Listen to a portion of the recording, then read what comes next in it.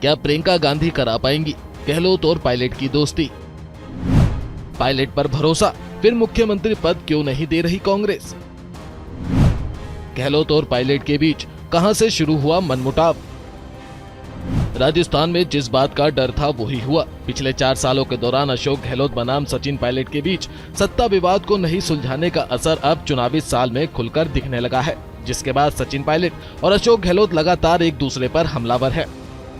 लेकिन ऐसे में एक न एक बार तो आपके मन में भी ये सवाल जरूर आया होगा कि आखिर ऐसा क्या हो गया जो आज ये कांग्रेस के दोनों दिग्गज नेता एक दूसरे को फूटी आंख नहीं भाते। काफी लोगों का मानना है कि सचिन पायलट और गहलोत की तनातनी अभी पिछले राजस्थान विधानसभा चुनाव के दौरान शुरू हुई है। आपको जानकर हैरानी होगी, लेकिन इन दोनों की दुश्मनी का इतिहास भारत के पूर्व प्रधानमंत्री मनमोहन सिंह की सरकार जितना पुराना है। दरअसल साल 2008 में राजस्थान में विधानसभा चुनाव हुए और गहलोत सरकार एक बार फिर सत्ता पर काबिज हुई, तो वहीं दूसरी तरफ साल 2009 में सचिन पायलट ने अजमेर से लोकसभा चुनाव जीता, जिसके बाद उन्हें मनमोहन सरकार में मिनिस्टर ऑफ स्टेट बनाया गया। यही वो समय था जब सचिन पायलट बड़े नेता के रूप में उभरने लगे, जो कहीं न कहीं अशोक गहलोत को पसंद नहीं आया, जिसके बाद दोनों के बीच मतभेद पनपना शुरू हुए और साल 2013 के विधानसभा चुनाव में गहलोत सरकार गिर गई थी। कांग्रेस का राजस्थान में ये अभी तक का सबसे खराब प्रदर्शन रहा, क्योंकि जहां बीजेपी को 163 सीटें मिली, तो वहीं कांग्रेस के खाते में महज 21 सीटें ही आईं। राजस्थान की सत्ता पर भाजपा का कब्जा हो चुका था।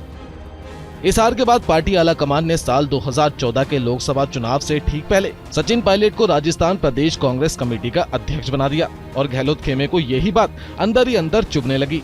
यही वो दौर था जब पार्टी में असल में गुटबाजी देखने को मिली। 2014 के लोकसभा चुनाव में सचिन पायलट खुद तो चुनाव हारे ही, लेकिन साथ ही कांग्रेस भी राजस्थान में एक भी लोकसभा सीट नहीं जीत पाई। लेकिन इस हार के बाद भी पार्टी आलाकमान ने सचिन पायलट पर अपना भरोसा बनाए रखा और गहलोत को विधानसभा चुनाव से पहले गुजरात का प्रभारी बना दिया गया। पार्टी हाईकमान से मिले भरोसे के चलते सचिन पायलट की लीडरशिप में कांग्रेस ने 2018 का राजस्थान विधानसभा चुनाव बहुमत से जीता, जिसके बाद सचिन पायलट अपनी ताजपोशी का इंतजार करते रहे, मगर पार्टी आलाकमान ने सत्ता की चाबी अशोक गहलोत को थमा दी, क्योंकि अशोक गहलोत कांग्रेस के उन नेताओं में शामिल है जिन पर सोनिया गांधी पूरा भरोसा करती है। अशोक गहलोत ने सचिन पायलट को 2019 में साइडलाइन करना शुरू कर दिया, जब पायलट ने हेल्थ और कानून व्यवस्था के मुद्दे पर अपनी ही पार्टी को जमकर घेरा। उस दौरान भी पार्टी आलाकमान का झुकाव सचिन की ही तरफ था, क्योंकि कहीं न कहीं कांग्रेस सचिन पायलट को राष्ट्रीय स्तर का नेता बनाना चाहती थी, लेकिन सचिन पायलट की चाहत केवल राजस्थान का मुख्यमंत्री बनना था, जिसके बाद कहीं न कहीं मुख्यमंत्री नहीं बनाए जाने से सचिन पायलट की नाराजगी साफ देखी गई, जिसके चलते उन्होंने गहलोत के खिलाफ मोर्चा खोल दिया और अपने समर्थक विधायकों के साथ हरियाणा के मानेसर में डेरा डाल लिया। लेकिन इस मामले में अशोक गहलोत सचिन पायलट पर भारी पड़े और उन्होंने सदन में अपना बहुमत साबित कर दिया। तब से लेकर आज तक सचिन पायलट और अशोक गहलोत में तनातनी का दौर जारी है। राजस्थान में सचिन पायलट जितनी लोकप्रियता किसी भी नेता की नहीं है, इसलिए इन्हें कांग्रेस का भविष्य माना जाता है। लेकिन दूसरी सच्चाई ये भी है कि सचिन पायलट पर साल 2020 के बीच में की गई सभी बगावत भारी पड़ी है।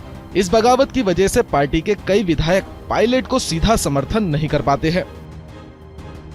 राजस्थान के विधानसभा चुनाव का इतिहास देखा जाए तो हिमाचल की तरह यहाँ भी हर 5 साल में सत्ता में परिवर्तन होता है, और अगर इस बार पार्टी अपने दोनों दिग्गज नेताओं का विवाद खत्म नहीं कर पाई तो इसका सीधा फायदा भाजपा को ही होगा।